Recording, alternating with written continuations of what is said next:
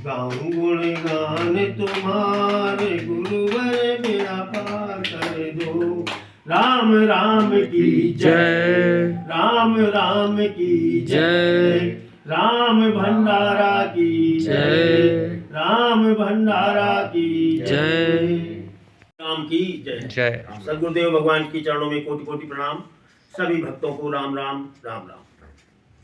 ये राम भंडारा, राम बड़ा धर्म का राम भंडारा, जो साधक राम नाम की या राम बढ़त लेकर के जो संकल्प लेकर राम राम राम राम जपता है, उसका ये दिव्य भंडारा है। जो एक भंडारा आपको अपने घर में करना पड़ता है, वही आज हमारे संत राम बाल राम बाबा जी के घर पर महोबा उत्तर प्रदेश में प्रभु कृपा से राम बढ़त धर्म राम भंडारा संपन्न हुआ। प्रभु की बड़ी कृपा है। जब कृपा हुई तभी हो पाया, नहीं बहुत ही प्रयास किया गया कि जल्दी राम भंडारा हो जाए, लेकिन जब प्रभु ने चाहा तब हुआ।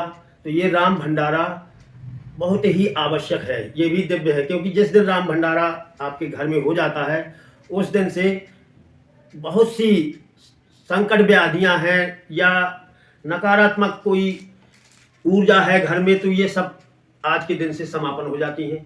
प्रभु राम हमारे आते हैं, वो भंडारा के रूप में आते हैं, सब पापों को और सब ये बाधाओं को खा जाते हैं।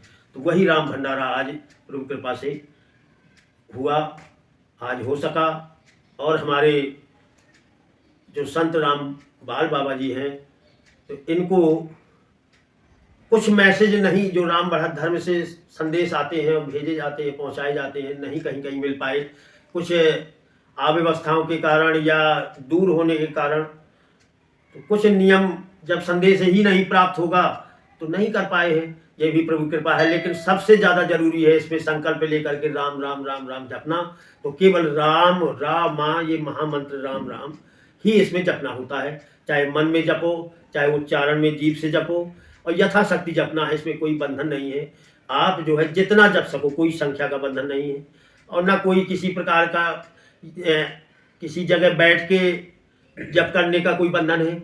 इसमें तो यथाशक्ति जहाँ पर है, जैसे है और जिस समय है, उसी स्थिति में आपको अपने अंदर उस राम राम पर प्रेम, निष्ठा, आस्था समर्पित करके और उनकी शरण में पहुंच के राम राम का जप करना है।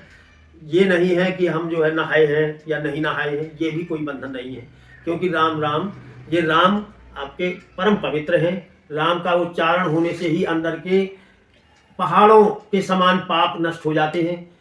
तो अशुद्धि काहे की रहेगी? राम राम अंदर जाने से ही अंदर से और बाहर से शुद्धि हो जाती है। इसलिए इसमें किसी प्रकार का बंधन नहीं है कि हमने नहाया नहीं है या कहीं रास्ते में जा रहे हैं कैसे जपें। तो काम करते हुए अलग से कोई विशेष टाइम भी ना निकालो, अपने गृहस्थ आश्रम में अपना ड्यूटी कर्तव्य भी करो और अपने हृदय में राम राम का आश्रय लिए रहो, राम राम जपते रहो, चाहे मन में जपो और चाहे उच्चारण में जपो। इसके बाद राम राम का जो अवध है, जो अभी हमने सबने गाया, वो राम राम का अवध भी करना है। इसमें तो दिन में सुबह से लेकर जागने से लेकर सोने तक जितनी बार शुरू करो बंद करो, कोई दिक्कत नहीं है, और जैसे भी जपो, जितना समय मिले कर लो। और यदि नहीं कर, इसके बाद आपको 24 घंटे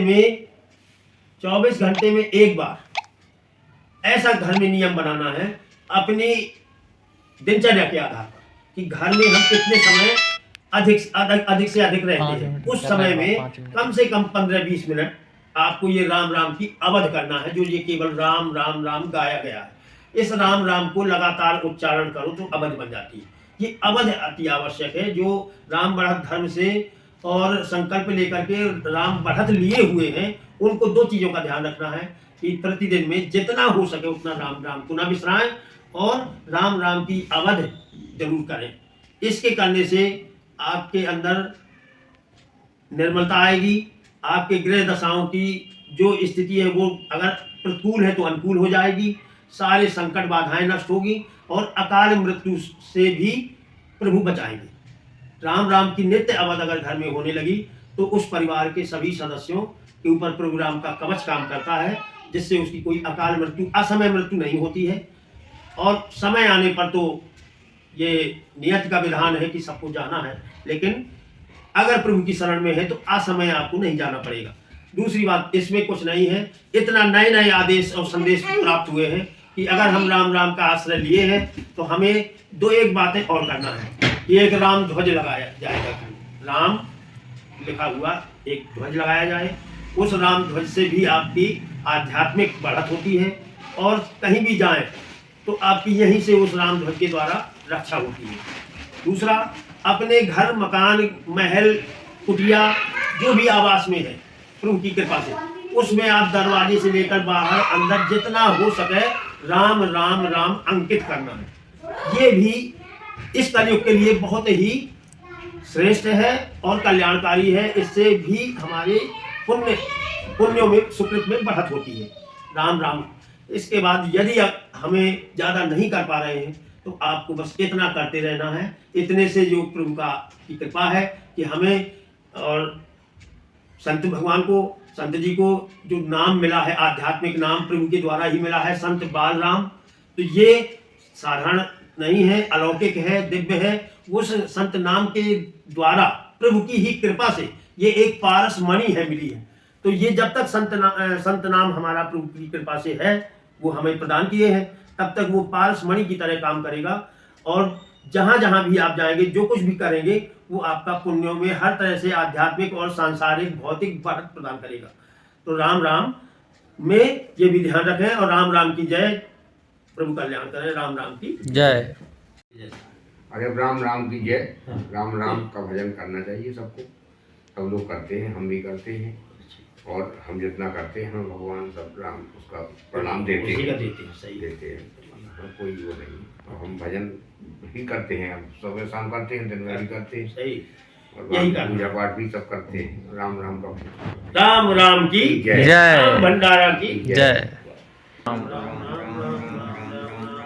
राम राम राम राम राम राम राम राम राम राम राम राम राम राम राम की जय। राम भंडारा की जय। हाँ, सभी संत भगवान भक्तों प्रसाद ग्रहण करो।